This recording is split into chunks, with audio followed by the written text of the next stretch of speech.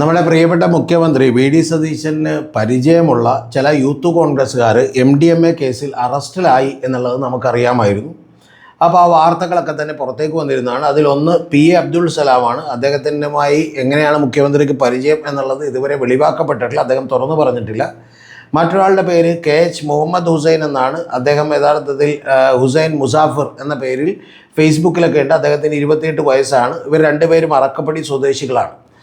അപ്പോൾ പിന്നെ PA Abbas എന്ന് പറയുന്ന 50 വയസ്സുള്ള ഒരാളെ കൂടിയാണ് കാസർഗോഡ് നിന്ന് അറസ്റ്റിലായത്. ഇപ്പോൾ ഇതുമായി ബന്ധപ്പെട്ട് ചില പുതിയ വിവരങ്ങൾ പുറത്തേക്ക് വന്നത്, അവർ എറണാകുളത്ത് നിന്ന് ഈ പറയുന്ന പല ജില്ലകളിലേക്ക് സഞ്ചരിച്ചുവെന്നും സഞ്ചരിച്ചപ്പോൾ അവരുടെ അടുത്ത് 1/2 കിലോയോളം വരുന്ന MDMA ഉണ്ടായിരുന്നു, മറ്റ് ജില്ലകളിൽ അത് സപ്ലൈ ചെയ്ത് കഴിഞ്ഞു എന്നുമാണ് നമുക്കറിയാൻ കഴിയുന്നത്. പക്ഷേ ചില കേന്ദ്രങ്ങളിൽ നിന്ന് നമ്മൾ പറഞ്ഞു കേൾക്കുന്ന ഒരു കാര്യം, ഇതൊന്നുമല്ല, ഇതിൻ്റെ 10 ഇരട്ടിയൊക്കെ വരുന്ന ക്വാണ്ടിറ്റി അവരുടെ കയ്യിലുണ്ടായിരുന്നുവെന്നും പല ജില്ലകളിൽ കൊടുത്തിരുന്നുവെന്നും അതിൽ ഏറ്റവും പിടിക്കപ്പെടുമ്പോൾ പോലും ഇവരുടെ കയ്യിൽ ഇതിനേക്കാൾ വലിയ ക്വാണ്ടിറ്റികൾ ഉണ്ടായിരുന്നു എന്നുമൊക്കെയാണ് പറഞ്ഞു കേൾക്കുന്നത്. പക്ഷേ എന്താണെങ്കിലും പോലീസ് റിപ്പോർട്ട് ചെയ്തിട്ടുള്ളത് 139.29 ഗ്രാമാണ്.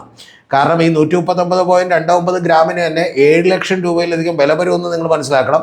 അപ്പോൾ യഥാർത്ഥത്തിൽ ഇപ്പോൾ ഒരു 500 ഗ്രാം ഉണ്ടെങ്കിൽ പോലും നമുക്കറിയാം ഒരു 30-32 ലക്ഷം രൂപയുടെ വിലയിലേക്ക് മാത്രമേ അത് എത്തുള്ളൂ. പക്ഷെ അതിനേക്കാളൊക്കെ വലിയ കൂടിയ വിലയുടെ കോടിക്കണക്കിന് രൂപയുടെയൊക്കെ മെറ്റീരിയൽ ഇവരുടെ കയ്യിൽ ഉണ്ടായിരുന്നു. ഇവർ വലിയ തോതിൽ ലാർജ്ലി സപ്ലൈ ചെയ്തവരാണ് എന്നുള്ള ചില റൂമറുകളൊക്കെ തന്നെ കേൾക്കുന്നുണ്ട്. നമുക്ക് സ്ഥിരീകരിക്കാൻ കഴിയാത്തതുകൊണ്ട് നമ്മളതിവിടെ പറയുന്നില്ല. ഇനി അടുത്ത പ്രധാനപ്പെട്ട കാര്യമെന്ന് പറയുന്നത്, ഇവരെ 3 പേരെയും അറസ്റ്റ് ചെയ്തതിന് ശേഷം യഥാർത്ഥത്തിൽ സൈനുൽ ആബിദ് എന്ന് പറയുന്ന മറ്റൊരാളെ കൂടി അറസ്റ്റ് ചെയ്തിരുന്നു. ആ സൈനുൽ ആബിദ് എന്ന് പറയുന്ന ഒരാൾക്ക് വിദേശത്ത് ജോലി ചെയ്തുകൊണ്ടിരുന്നതാണ്. ഈ പറയുന്ന വി ഡി സതീശൻ ഗവൺമെൻറ്റൊക്കെ അധികാരത്തിൽ വരുമെന്ന് ഏതാണ്ട് ഉറപ്പായപ്പോഴാണ് അദ്ദേഹം കേരളത്തിലേക്ക് വന്നത്. ഇദ്ദേഹം അടക്കമുള്ള ഈ സംഘത്തിന് വൻ ബന്ധങ്ങളുണ്ട് എന്നുള്ളത് കൂടിയാണ് ചില വാർത്തകൾ നമ്മളോട് പറയുന്നത്, ചില വിവരങ്ങൾ ആളുകൾ നമുക്ക് തരുന്നതിൽ നിന്ന് മനസ്സിലാവുന്നത്. അതിലേറ്റവും പ്രധാനപ്പെട്ട കാര്യം, ബാംഗ്ലൂരിൽ തന്നെയുള്ള നൈജീരിയൻ സ്വദേശികളായിട്ടുള്ള ചില ആളുകൾ, അവർ നേരിട്ട് സാധാരണ ആളുകളുമായിട്ടൊന്നും ഡീല് ചെയ്യാറില്ല, ഇതുപോലെ കസ്റ്റമേഴ്സായിട്ടൊന്നും ഡീൽ ചെയ്യാറില്ല.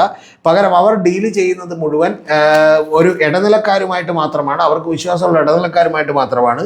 പക്ഷേ ഇവിടെ അങ്ങനെയല്ലാതെ സൈനുൽ ആബിദിനെ പോലെയൊക്കെയുള്ള ആളുകൾ നേരിട്ട് ഇതുപോലെ നൈജീരിയൻ സ്വദേശികളുമായി ഡീല് ചെയ്യുകയും ഈ MDMA എന്ന് പറയുന്ന മെറ്റാഫെറ്റമിൻ എന്ന് പറയുന്നത് വലിയ ലാർജ് ക്വാണ്ടിറ്റികൾ അവരുടെ കയ്യിൽ നിന്ന് വാങ്ങുകയും ഒക്കെ തന്നെ ചെയ്തിരുന്നു എന്ന് പറയുന്ന പുതിയ വിവരങ്ങളാണ് പുറത്ത് വന്നത്. എന്ന് പറഞ്ഞാൽ ഈ സൈനുൽ ആബിദ് ഇതുപോലെയുള്ള ആളുകൾക്കെല്ലാം തന്നെ ചെറിയ മീനുകളല്ലെന്നും ഇവരുദ്ദേശിച്ച പോലെ ഒരു ചെറിയ ജില്ലകളിൽ മാത്രം വിതരണം ചെയ്യുന്ന ആളുകളല്ലെന്നും ഇവർ യഥാർത്ഥത്തിൽ കേരളത്തിലെ ഏതാണ്ട് 6-7 ജില്ലകളിൽ തന്നെ ഒരു അടക്കി വാഴുന്ന വലിയ ഹോൾസെയിൽ ഡീലേഴ്സാണ് മയക്കുമരുന്നിൻ്റെ എന്നുള്ളത് ആണ് അറിയാൻ കഴിയുന്ന ഒരു കാര്യം.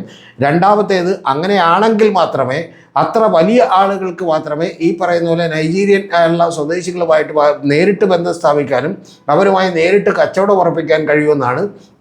കൂടാതെ മറ്റ് രാജ്യങ്ങളിലേക്കൊക്കെ തന്നെ ഇദ്ദേഹം ഈ സൈനുൽ ആബിദ് പോലെയുള്ള ആളുകളൊക്കെ തന്നെ യാത്ര ചെയ്തിട്ടുണ്ടെന്നും ഇതിൽ ചില പ്രതികൾ വിദേശയാത്രകൾ നടത്തിയിട്ടുണ്ടെന്നും ആ വിദേശയാത്രകൾ നടത്തിയതിൽ എത്രത്തോളം പേർക്ക് എന്തൊക്കെയുള്ള ബന്ധങ്ങളുണ്ട് എന്ന് പറയുന്ന കൂടുതൽ അന്വേഷണത്തിലേക്കും കേരള പോലീസ് എത്തി നിൽക്കുകയാണ്. അത് കേരള പോലീസിന് മാത്രമേ അന്വേഷിക്കാൻ കഴിയുള്ളൂ, അതോ മറ്റാർക്കെങ്കിലും അന്വേഷിക്കാൻ കഴിയുമോ എന്നറിയില്ല.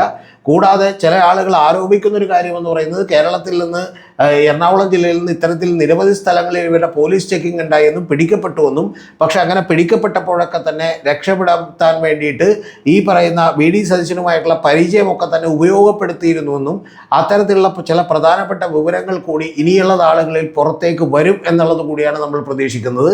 എന്ന് പറഞ്ഞാൽ ഇതൊരു ചെറിയ മീനോ ചെറിയ കേസുകളോ അല്ല യഥാർത്ഥത്തിൽ ഇവരുടെ പേരിലുള്ളത്. ഇവർ കുറേ കൂടി വലിയ രീതിയിൽ ഇതുമായി ബന്ധപ്പെട്ടുള്ള ഡീലുകൾ നടത്തിയിരുന്ന ആളുകളാണ് എന്നുള്ളത് പുറത്തേക്ക് വരുന്നു.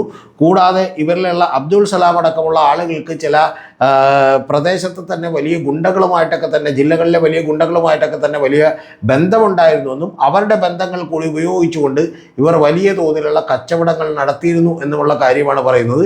അതുകൊണ്ട് തന്നെ ഇനി മറ്റ് ഏജൻസികൾ വന്ന് അന്വേഷിക്കുമോ എന്നറിയില്ല. കാരണം വിദേശത്തേക്കുള്ള ബന്ധങ്ങളടക്കം അന്വേഷിക്കണമെങ്കിൽ അത് കേരള പോലീസിന് എത്രത്തോളം കഴിയുമെന്നറിയില്ല. ഇത്തരത്തിൽ പുതിയ കുറേ കൂടി കോംപ്ലക്സായ ദുരൂഹമായിട്ടുള്ള സാഹചര്യങ്ങളിലേക്ക് MDMA കേസ് എത്തി നിൽക്കുന്നു എന്നുള്ളതാണ് ഏറ്റവും പ്രധാനപ്പെട്ട പുതിയ വാർത്ത.